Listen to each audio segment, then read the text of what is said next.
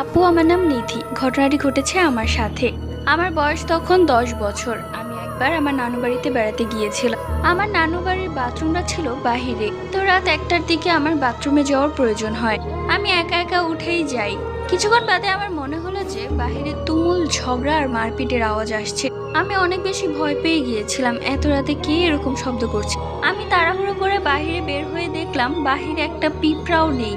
এবং আমার দরজা খোলা মাত্রই সবকিছু নিস্তব্ধ হয়ে গেল। আমি সেই দিন প্রচন্ড ভয় পেয়েছিলাম।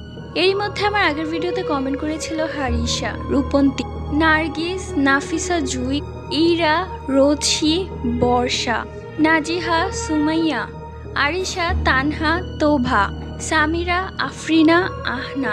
সাথে কমেন্ট করেছিল রুহানা, সানাম, মেহনুবা, ফেরদৌসি, আওতা, জেরিন, মাহি। সাথে আরো একজন কমেন্ট করেছে যার নাম হচ্ছে হ্যাপি। Like, subscribe.